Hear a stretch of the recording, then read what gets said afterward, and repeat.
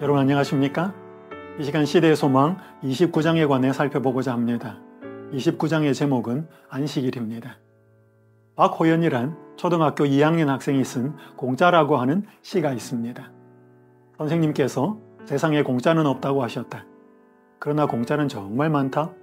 공기 마시는 것 공짜, 말하는 것 공짜, 꽃 향기 맡는 것 공짜, 하늘 보는 것 공짜, 나이 드는 것 공짜, 바람 소리 듣는 것 공짜, 미소 짓는 것 공짜, 꿈도 공짜, 개미 보는 것 공짜. 이 시를 지은 소년의 감수성이 참 풍부한 것 같습니다. 저는 이 시에서 공짜란 자리에 선물이란 단어를 넣으면 어떨까 생각합니다. 공기 마시는 것 선물, 말하는 것 선물, 꽃 향기 맡는 것 선물, 하늘 보는 것 선물 등등 말이지요. 하나님은 사람들에게 참 많은 선물을 주셨습니다. 그 중에 하나가 안식일입니다.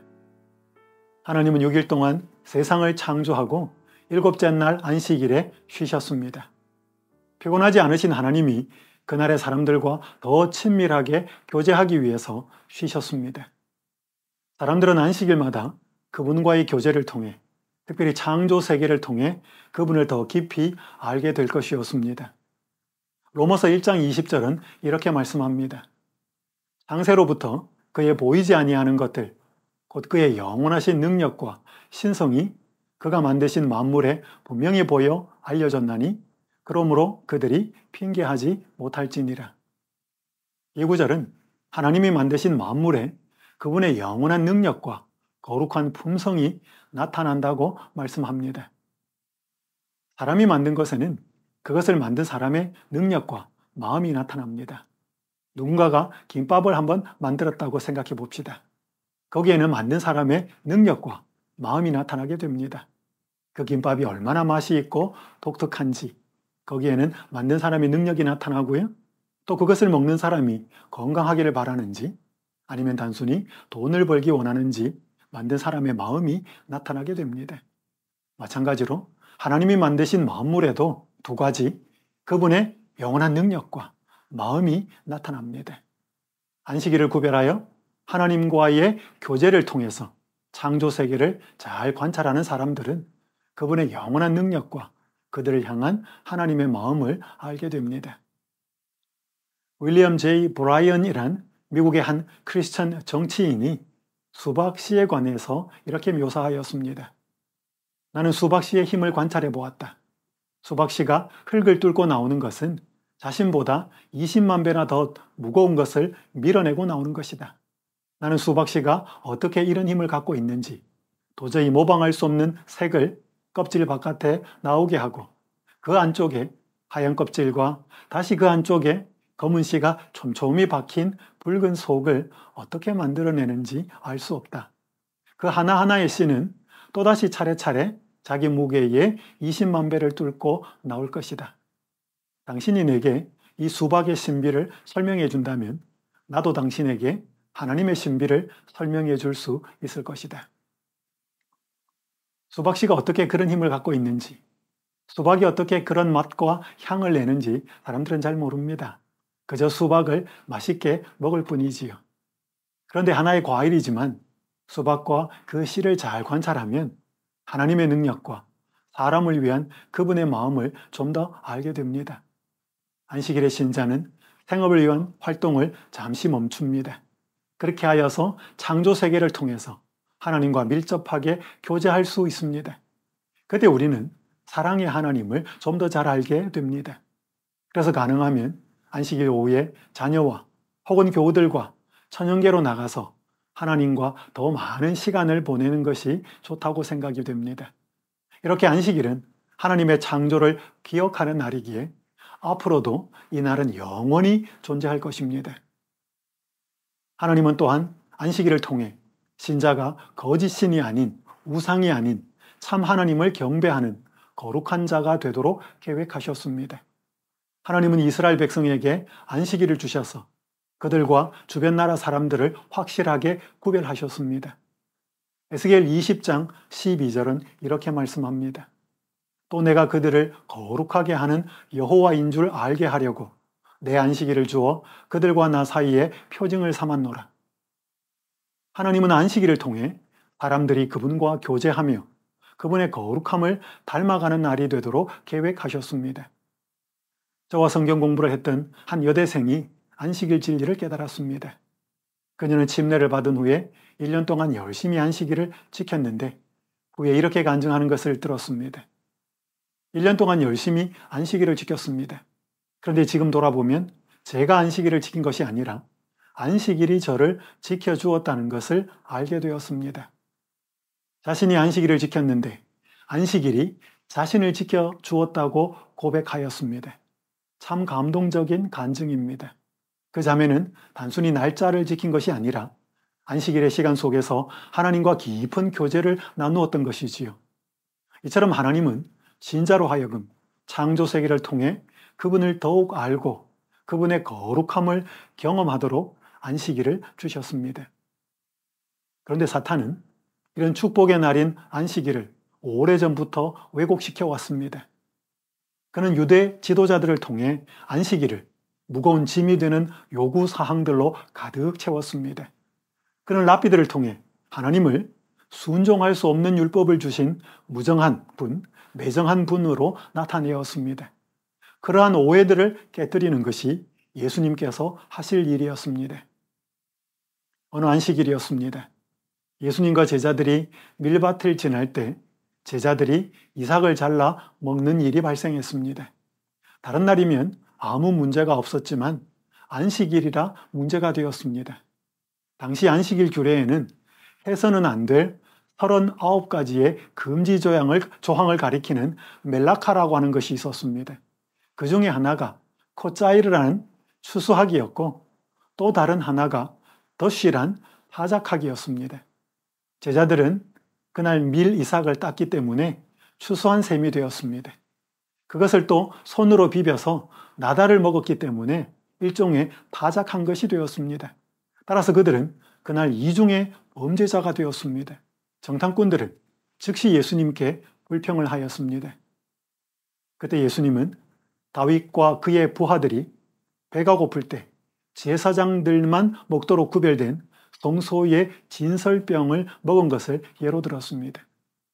또 예수님은 안식일에 제사장이 성전에서 많은 일들을 하지만 그들이 범죄자가 되지 않는다고 말씀하셨습니다. 당시 유대의 지도자들은 출애굽기 20장 10절에 근거하여 아무 일도 하지 않는 것이 안식일을 거룩히 지키는 것이라고 생각하였습니다. 39가지의 금지 조항이 만들어진 이유도 바로 그 때문이었습니다. 안식일에 대한 유대 지도자들의 이해는 무엇을 하지 말아야 하는지에 대하여 초점이 맞추어져 있었습니다. 예수님은 그들의 잘못된 관점을 고쳐주기 원하셨습니다. 이어서 예수님은 마태복음 12장 7절에서 이렇게 말씀하셨습니다. 나는 자비를 원하고 제사를 원하지 아니하노라 하신 뜻을 너희가 알았더라면 무죄한 자를 정죄하지 아니하였으리라. 제사, 즉 예배지요. 제사를 드리는 목적은 사람들을 하나님께 이끌어 그분과 조화되게 하는 데 있었습니다. 단지 제사의식을 깔끔하고 무리 없이 진행하는 데 그 목적이 있지 않았습니다. 지금도 마찬가지지요. 우리가 예배하는 목적은 하나님과 연결이 되어서 사랑을 실천하는 자비의 사람이 되게 하는 데 있습니다. 전남대 의대를 졸업한 이성노란 의사가 있었습니다. 그는 키가 작아 군 연재를 받았습니다. 남들이 군 복무하는 기간에 의료봉사를 하려고 그는 방글라데시에 있는 한 병원에 자원하였습니다. 그때가 1994년이었는데요. 3년간 봉사하기로 했던 그 일을 그는 지금도 하고 있습니다. 그는 현지에서 방글라데시의 쇼바이처로 불리고 있습니다.